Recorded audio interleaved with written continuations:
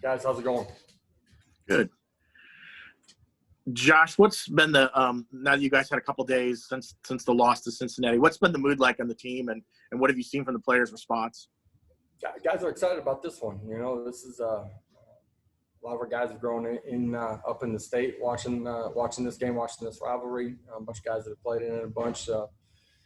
End of the regular season means a bunch to our guys, and it's a trophy game. I said that earlier, and important to us. They've been great.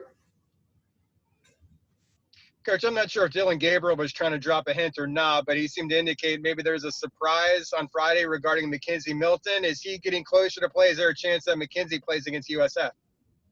McKenzie continues to get better and better every day. And I think as you look back at the weeks, you can see the progress that he's continuing to make.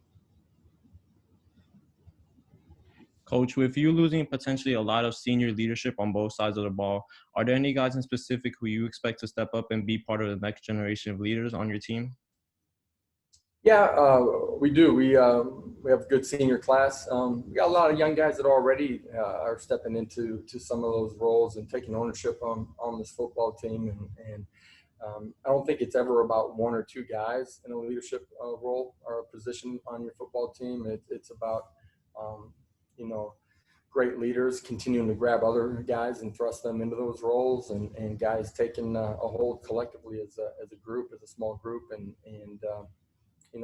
I think, once the season finishes up, you continue to build that in your off season in January and February. One of the tough things that was missed, I think, in some respects, just not being around each other as much this year, that some of those guys weren't able to have more experiences in that role.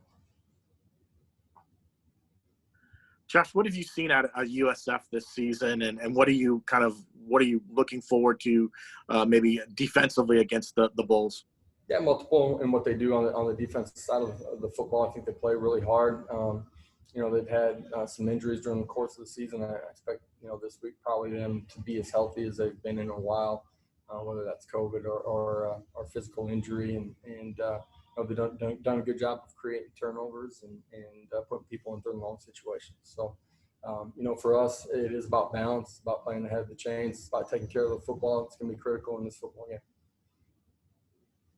Coach, I know things obviously probably aren't going to be finalized in terms of, seniors have an additional year of eligibility if they want to come back or not. Have you had those discussions yet? Do you know if any of this senior class has declared to you if they want to come back for another year? I think those are things that you finish or look at as soon as the regular season finishes up here. Josh, we talked a little bit about USF, but, regardless of the specific matchups, what's difficult about facing a team that's only won one game this season? They've lost a couple close ones, but what comes with the challenge of that? Records don't matter. We've talked about it all week long. I think they've gotten better throughout the season. Lost a couple of close ones here as of late. In this game, in rivalry games, records don't matter. So for us, it's our preparation and our energy and continuing to build upon that. As we've gone through the season, I felt like we've gotten better at that. Hasn't always worked out on game day, but we've been more mature in the way we've built towards game day.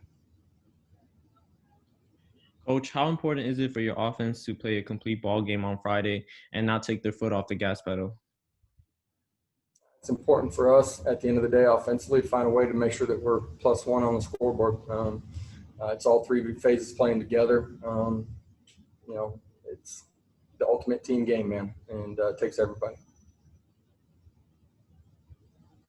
Josh, Tatum Bethune has stepped up the last 3 weeks starting games. What have you seen from Tatum and his growth over the last 6 to 8 months? Opportunity meets. He takes advantage of it. I think he's played instinctive. He's played physical. He's played downhill.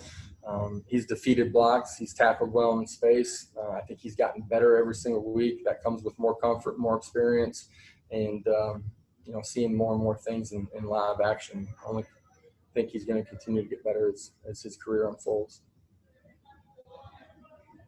Coach, with Thanksgiving being this week, obviously gratitude is a big focus of this week. And I know there's still a game to go, but you talk about maybe, do you feel grateful that since the season began for you guys on the 19th of September, that you guys haven't had a stoppage. You haven't had a postponement, a cancellation yet. Is that something that you take value in? There's a lot of things I take value in this season. There's been some disappointment too, but man, a heart of gratitude is true for me. At one point, didn't know when you were going to be able to see your guys again, person to person, instead of doing what we're doing right now over Zoom. The opportunity to get to do what we love to do together, compete and have fun. Opportunity to go compete on game days and play and experience all of those different situations and environments together. And the opportunity, just grateful to be around these guys every single day. Absolutely. Coach, kind of speaking of Thanksgiving, will there be a Thanksgiving with the team? I know with COVID protocols and separating people and getting ready to go down to Tampa, how will that work on Thursday? Don't have all of that finalized yet, but we'll have a Thanksgiving experience together. It'll be unique to 2020 and COVID for sure. Hey, Coach. I don't know. As a human being, I can't help but think about what happened in the game against USF in Tampa 2 years ago. And, I can't help but be astounded by what's transpired in those 2 years with McKenzie.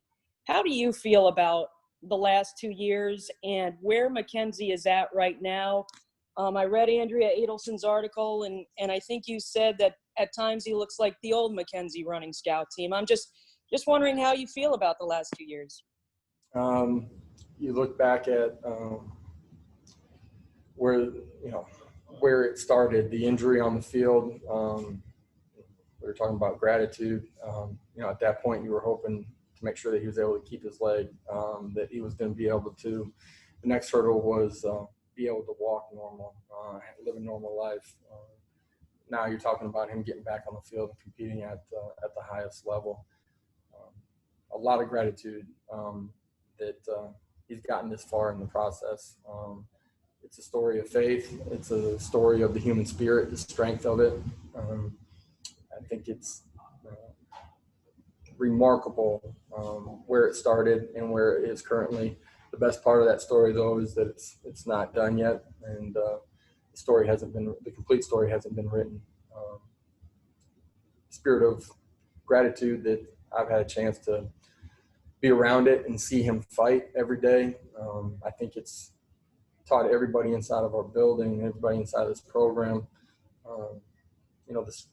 the strength of faith and the strength of the human spirit and what you can accomplish if you have those things.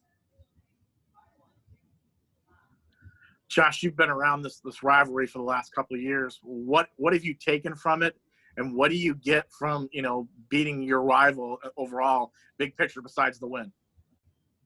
Yeah, obviously the win's what you're focused on. This is a game everybody pretty much knows everybody. They've played together in high school, played against each other, been on same 7-on-7 traveling teams.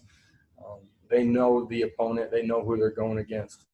It means a lot for everybody because you're going to live with this one, and it resides here in the state. And like I said earlier, it's a trophy game, and you're playing for something that has been inside of our building, and kids see it every day. So, great opportunity for us to go do what we want to do on Friday and get a win.